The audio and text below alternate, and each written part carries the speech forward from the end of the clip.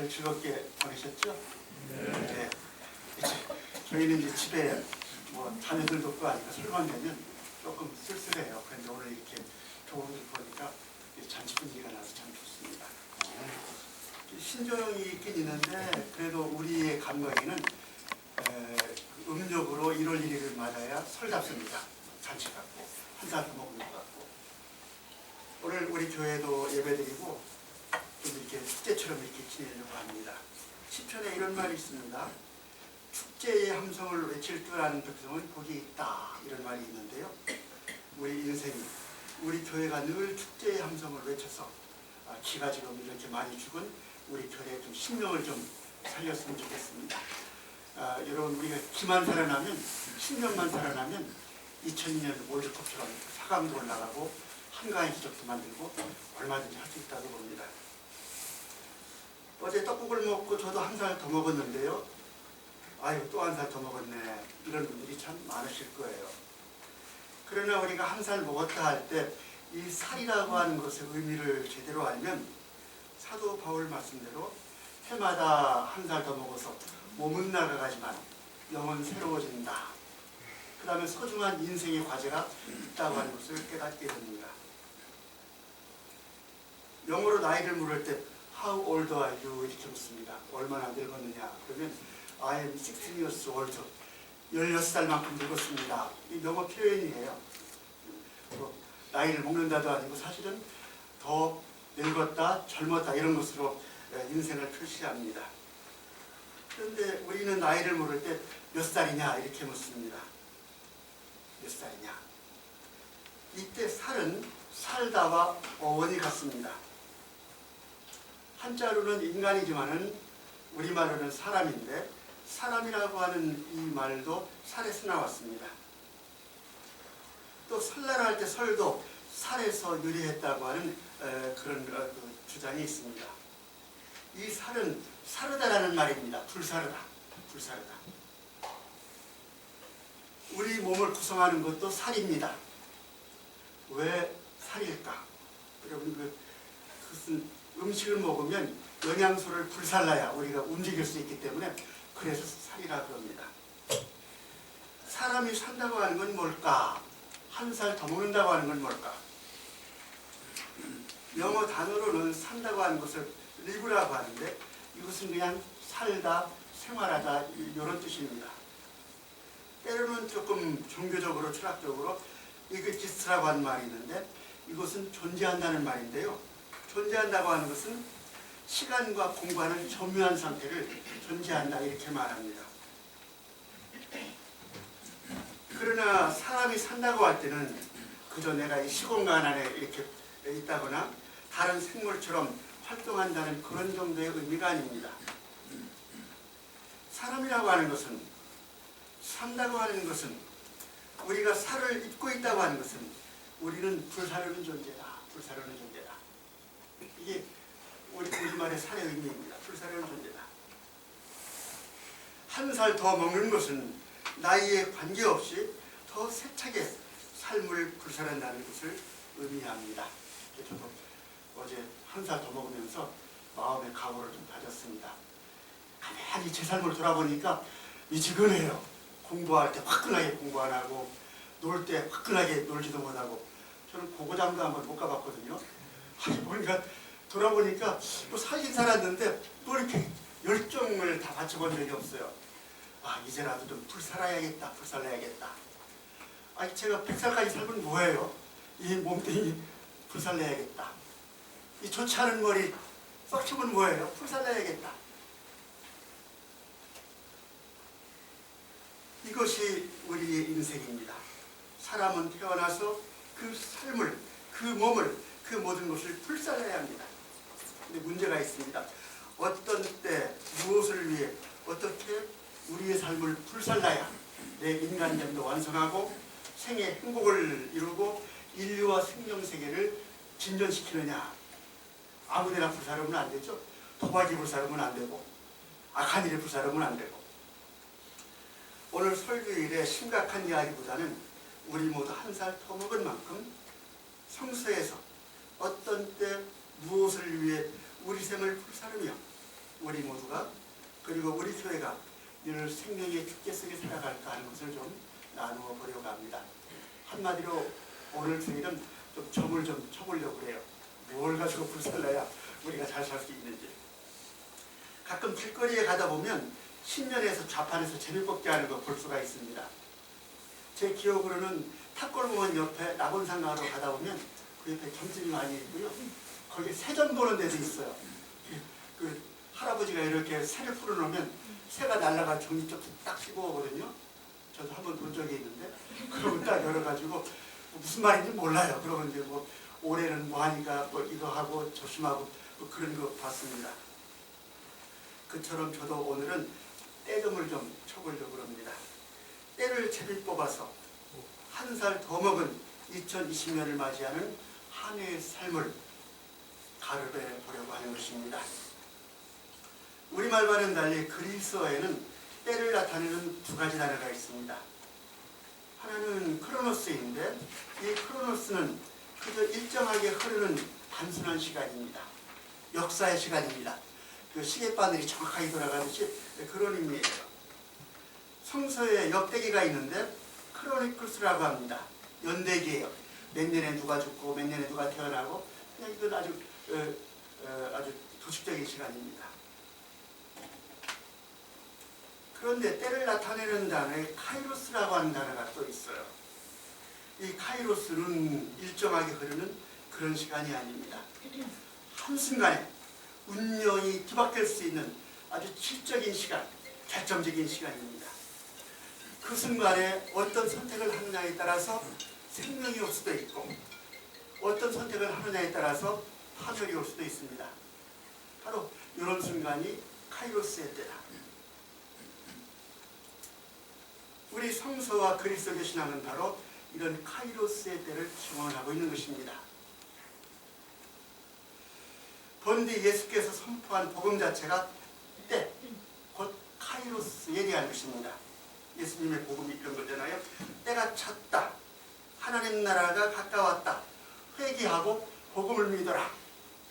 이 때의 선언입니다. 바로 이때 회개하면 구원이 옵니다. 우리한테. 그런데 이 때를 미정적으로 쳐버리면 구원이 아니라 파멸이 오고 심판이 옵니다. 바로 예수께서 때가 찼다. 때가 찼다 말씀하시는 거예요.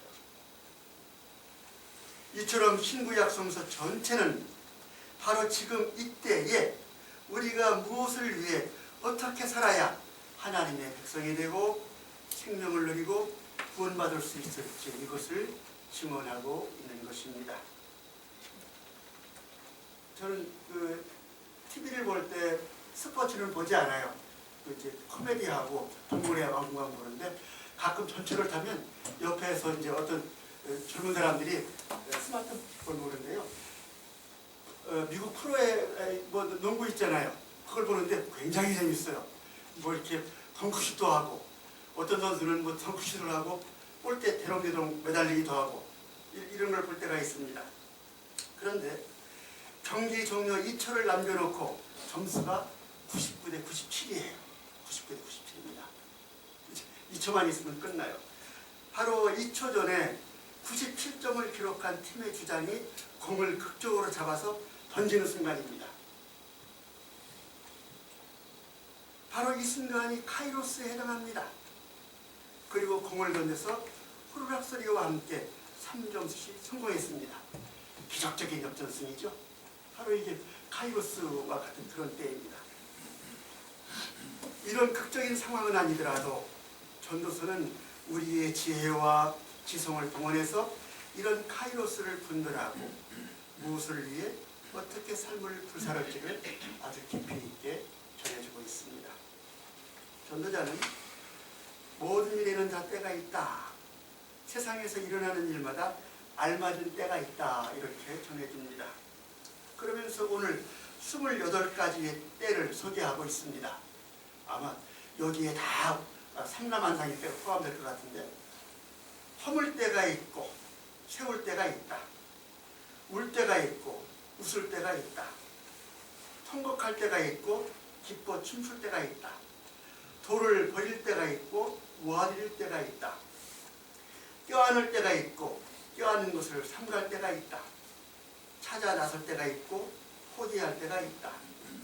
간직할 때가 있고 버릴 때가 있고 태어날 때가 있고 죽을 때가 있고 심을 때가 있고 뽑을 때가 있고 죽일 때가 있고 살릴 때가 있고 찢을 때가 있고 꿰맬 때가 있고 말하지 않을 때가 있고 말할 때가 있다. 사랑할 때가 있고 미워할 때가 있다. 전쟁을 치를 때가 있고 평화를 누릴 때가 있다. 요즘 그 수명이 늘어나서 한 90년, 심지어는 100년 이렇게 살아갑니다. 우리 교회의 역사는 반만 년이나 됩니다. 그러나 이 같은 우리의 인생은 무엇이고 역사는 무엇입니까? 그저 먹고 자고 평안하게 안일하게 사는 것, 이것으로 행복이나 진보가 오는 것은 아닙니다. 적당한 순간에 배우고 적당한 순간에 투자하고 적당한 순간에 모험하고 적당한 순간에 후퇴하고 이런 적당한 때에 적당한 행동을 하지 않으면 우리의 삶도 행복할 수가 없습니다. 역사도 발전할 수가 없습니다. 연애할 때 한번 바짝 해가지고 결혼해야죠. 미정미정도 좀 못하잖아요. 때를 잘 잡아야 됩니다. 이런 인생과 역사의 때는 어떤 성격이 있을까요? 전도서는 우리의 모든 삶을 그리고 우리 역사를 카이로스의 때로 설명해 주고 있습니다. 오늘 전도서는 이런 얘기하는 거예요. 지금이 어느 때냐? 어느 때를 맞고 있느냐? 우리가 맞고 있는 이 때는 갈림길이니까 중요한 때이니까 현명한 것을 결단하라, 선택하라. 때를 잘 뽑아가지고 모험하라. 이것을 가르쳐주는 지혜의 말씀입니다. 전도서가 열거한 때를 보니까 28가지가 열거되어 있습니다. 그런데 또 읽어보면 이 28가지 때가 서로 대조되어서 짝을 이루고 있습니다. 허물 때와 세울 때, 울 때와 웃을 때, 통곡할 때와 기뻐 춤출 때, 돌을 흩어버릴 때와 모아들일 때, 껴안을 때와 껴안는 것을 삼갈 때, 이렇게 짝을 이루어가지고 14쌍의 짝이 나오고 있습니다. 둘 중 어느 것을 선택해야 생명이 오는가? 어느 쪽에다가 삶을 한 살 더 먹은 2020년을 불살라야 하는가? 지금 내 인생이 세울 때다 투자할 것인가? 허물 때다 투자할 것인가? 지금 내가 꿰맬 때다 투자할 것인가? 찢을 때다 투자할 것인가? 그거를 잘 선택하라는 것입니다. 또 이 상반된 때들을 조금 더 깊이 있게 묵상해 봅니다. 이 14쌍의 반대되는 때가 나오는데 태어날 때와 죽을 때, 울 때와 웃을 때 이렇게 14쌍이 나와요. 우리는 이렇게 생각합니다. 한쪽은 좋은 것이고 긍정적이고 플러스다.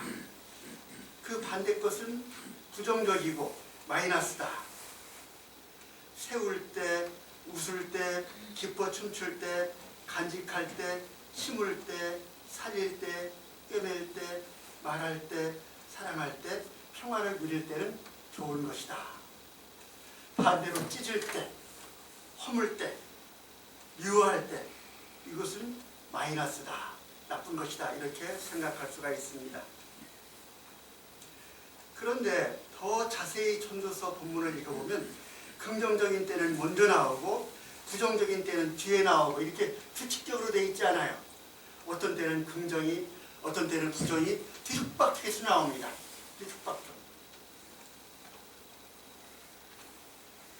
이 말은 뭔가 하면 전도서는 이것을 통하여 인생에는 세상에는 역사에는 아주 다양한 때가 뒤죽박죽 섞여 있다는 거예요. 뒤죽박죽 섞여 있다는 겁니다. 그리고 그때에 맞는 것을 택해서 이루면 다 좋은 때라고 하는 것입니다. 헤어질 때 헤어지는 것도 좋은 것입니다. 허물 때 허무는 것도 좋은 것입니다. 예수께서 예루살렘 성전을 허물지 않으면 어떻게 새 성전이 지어지겠어요?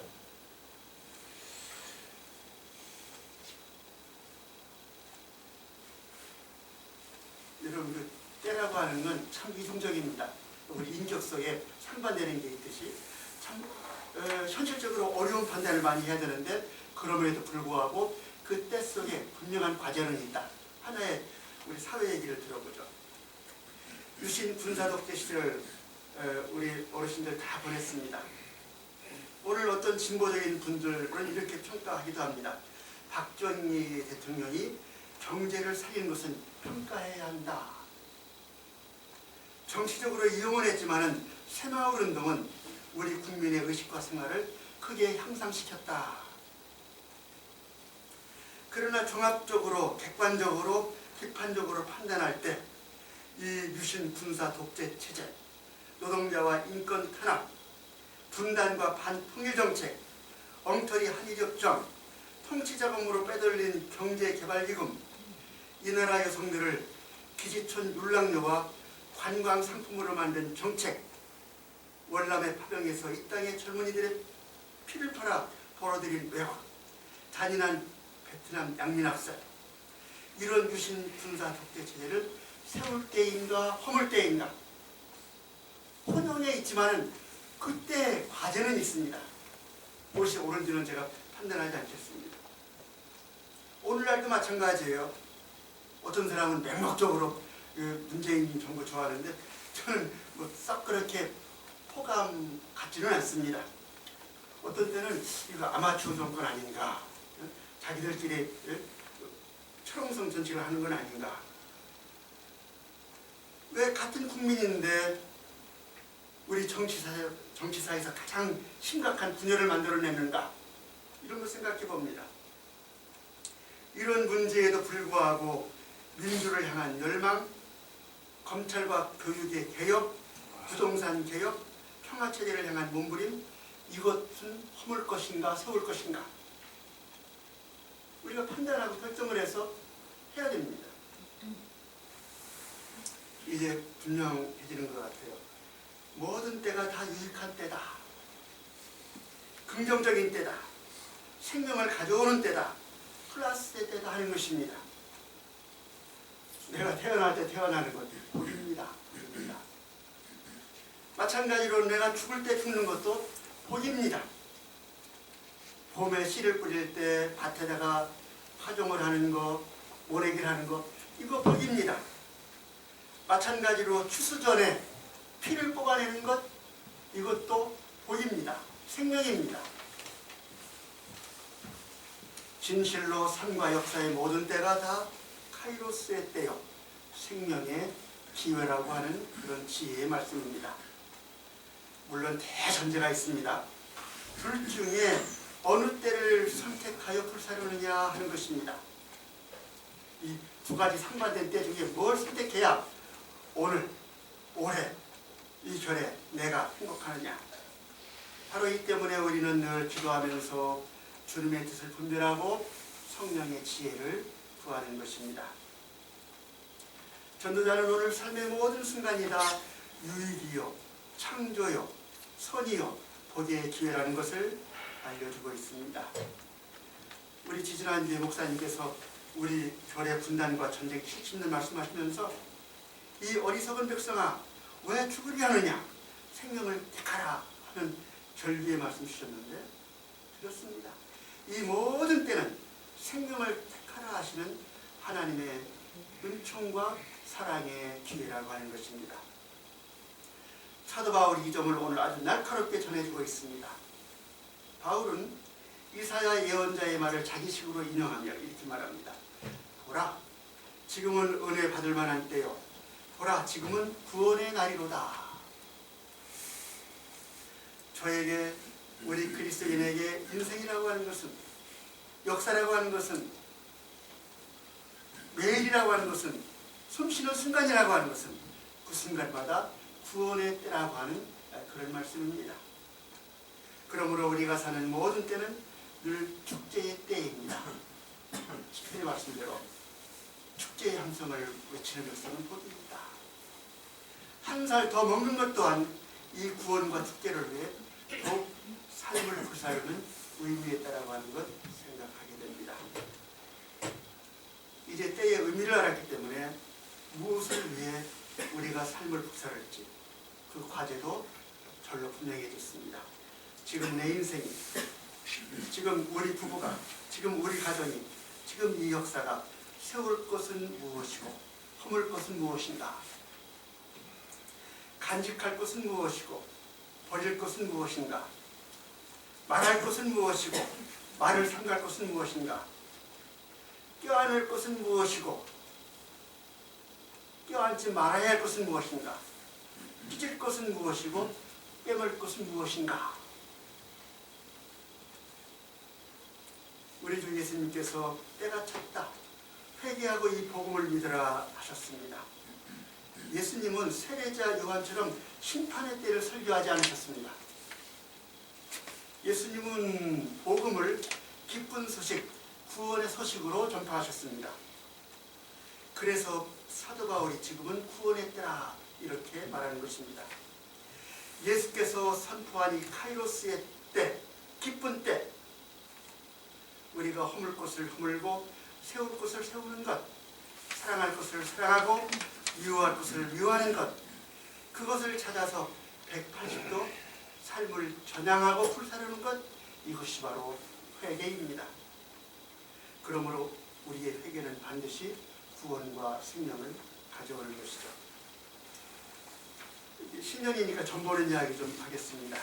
이때쯤 되면 많은 사람들이 토종기계를 봅니다. 우리 천호동 로데오 거리는요, 무료로 점 봐주는 사람도 있고 안에 들어가면 타로점 무슨 뭐 신년점 보는데 사람이 빠글빠글 되는 걸 봤어요. 성서는 이렇게 점 보고 인생을 예측하는 것 철저히 금지하고 있습니다. 왜 그런가 하면 우리 그리스도 신앙은 결정론이 아닙니다. 운명처럼 정해져 있는 것이 아니에요. 하나님이 이 세상을 사랑으로 창조했듯이 우리도 우리의 사랑으로 우리의 생을 창조하는 것, 우리의 인생관입니다. 오늘 성서 말씀에서 보여도 우리의 인생은 미리 결정된 것 아무것도 없습니다. 인생의 매 순간마다 다른 때의 과제를 선택하고 결정해서 모험하면 새 인생이 되기 때문입니다. 그럼에도 불구하고 성경 안에도 민속이 있습니다. 성경 안에도 점 보는 게 있어요. 그 점 비슷한 것으로 하나님의 뜻을 분별하고 공동체의 중대성과 삶의 기로에서 재미를 보는 것을 알 수가 있습니다. 뭐 구체적으로 어떻게 되는지 모르겠어요. 그러나 구약의 제사장들은 운밈과 둔밈이라고 하는 기구를 가지고 하나님의 뜻을 점치는 것으로 그렇게 되어 있습니다. 앞에 에봇에다가 그 주사위 주름을 집어넣고 그걸로 점을 쳐가지고 하나님의 뜻을 분별했습니다. 이런 제비뽑기는 성서에서 하나님의 뜻을 알거나 삶의 대소사를 결정할 때 아주 널리 쓰였던 방법입니다. 이스라엘 백성이 이집트를 탈출해가지고 가나안 땅에 들어갔죠. 그때 지파들이 서로 제비를 뽑아가지고 땅을 나누어 가졌습니다.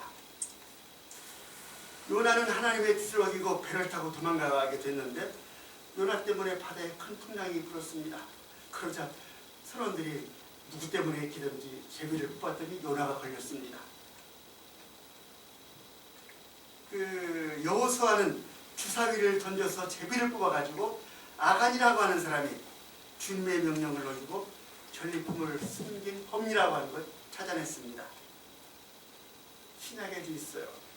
사도들과 교회는 예수님을 배신한 유다를 대신해서 제비를 뽑아서 마띠아를 새 사도로 세웠습니다.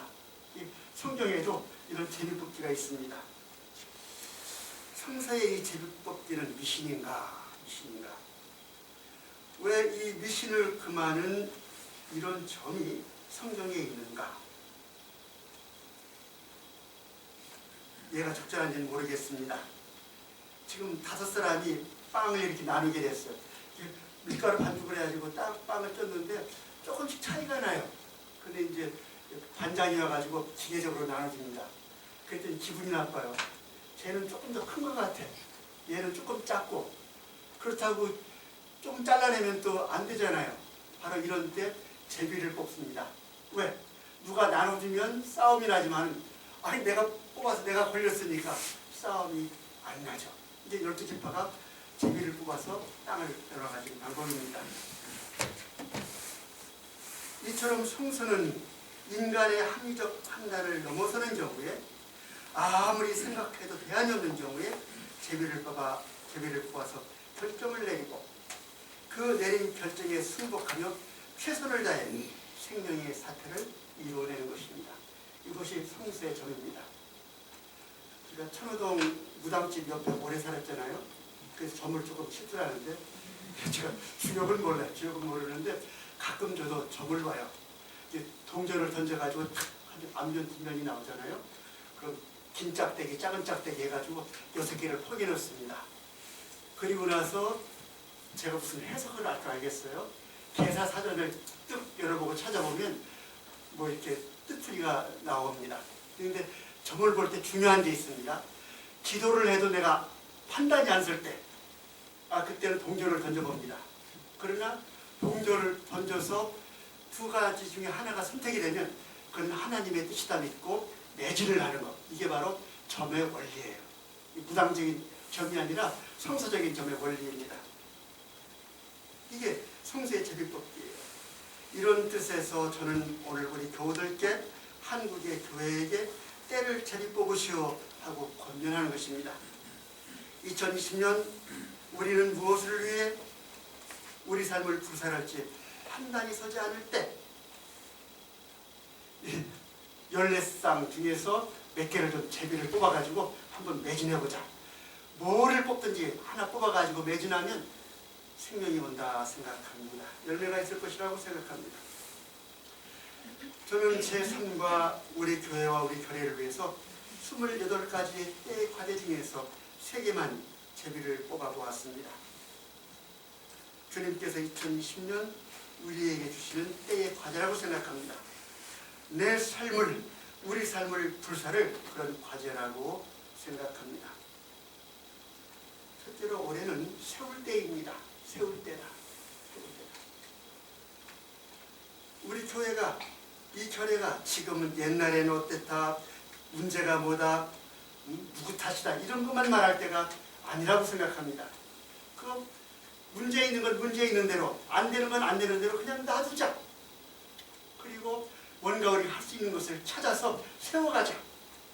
이게 현명한 방법이라고 생각을 합니다. 우리 학교 얘기해서 죄송한데요.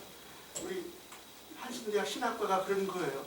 신학교 뭐가 문제다, 뭐가 문제다 막 불철이 쏟아져요. 누구 때문이라고 그러고. 그래서 막상 뭔가 새롭게 하려고 그러면 다들 도망가요. 귀찮으니까, 책임지기 싫으니까. 무슨 발전이 오겠어요? 아니, 누구 탓하지 말고 안 되는 거 갖고 실험하지 말고 정말로 미래 우리가 발전하기 위해서는 뭐가 필요한지 그것을 세워서 한번 모험하자, 전진하자, 책임을 지자. 새 것을 세우면 낡은 것은 절로 없어지게 됐습니다. 새 것을 세우면. 우리 2019년의 과제가 무엇을 허물 것이냐 하는 것이었다면 2020년의 과제는 무엇을 세울까입니다. 우리 교회를 위해서 무엇을 세울까? 그것을 계획하고 매진하는 한 해.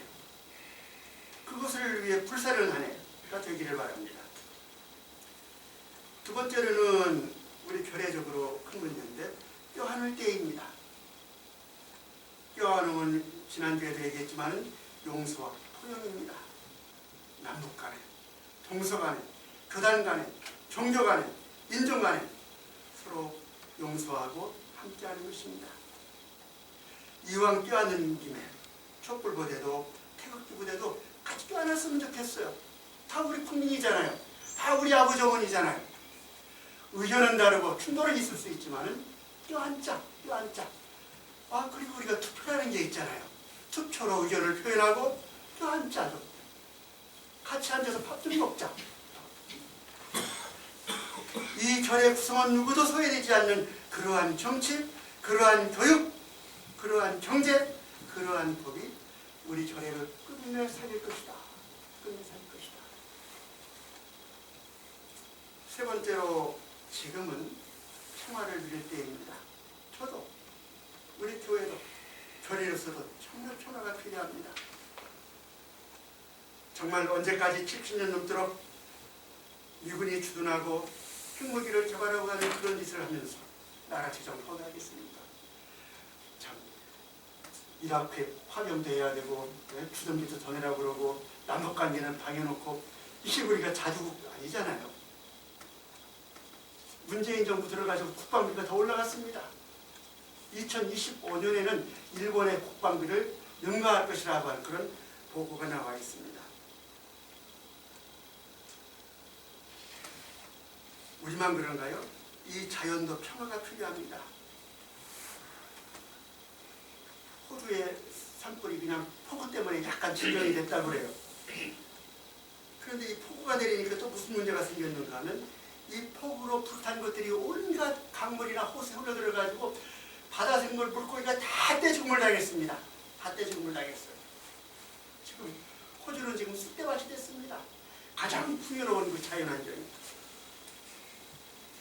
여러분 잘 아시는 대로 최근에 중국의 코로나 바이러스 이것 때문에 세계가 뒤집혔잖아요.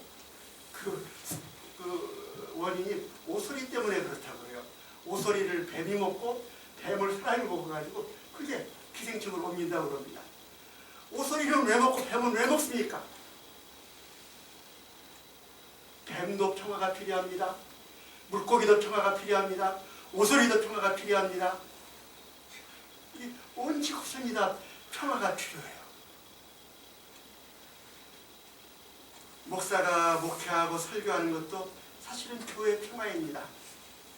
우리 목회하시는 분들은 다 경험했지만은 교회 가면 왜 이렇게 싸움이 많아요. 오히려 용서하는 기간이죠. 제가 언젠가 이런 설교를 한번 했는데 우리가 교회 나오는 거 행복하려고 나오는데 왜 이렇게 만나기만 하면 싸우느냐고. 목사도 목회하면서 평화롭게 행복해야지. 우리 그러지 말자. 그렇습니다. 내가 여러분하고 만나는 건 나도 행복하고 여러분도 행복하고 여러분이 교회 나오는 거 행복하고 평화롭고 나는 너희에게 평화를 주고 간다. 너희에게 평화가 있기를 하는 이 주님의 평화 기원이 부활하신 주님의 가장 간곡한 인사였습니다. 그리고 이 평화 샬롬은 하나님 나라의 목표이고 실현입니다. 하나님 안에서 모두가 웃고 즐기며 복되게 사는 것, 이것이 예수님의 복음의 행위입니다. 그렇습니다. 2020년 한 살 더 먹었습니다. 여러분, 우리 삶을 함께 불살합시다. 지금은 우리가 세울 때요, 껴안을 때요, 평화를 누릴 때입니다. 매 순간 이 세 가지 때의 목표를 분별하고 찾아서 실천하면 개인적으로도 교회 차원에서도 지구로서도 큰 생명을 얻을 것입니다. 거듭 사도 바울의 말씀이 마음을 드립니다. 보십시오. 지금이야말로 은혜의 때요, 지금이야말로 구원의 날입니다. 사랑하는 여러분, 떡국을 먹으며 한 살 더 먹었습니다. 그만큼 불사를 삶의 열정이 더해졌습니다. 그리고 그만큼 구원이 우리의 목전에 다가왔습니다. 이 구원을 오늘 먹고 마시고 즐기며 만끽하시기 바랍니다.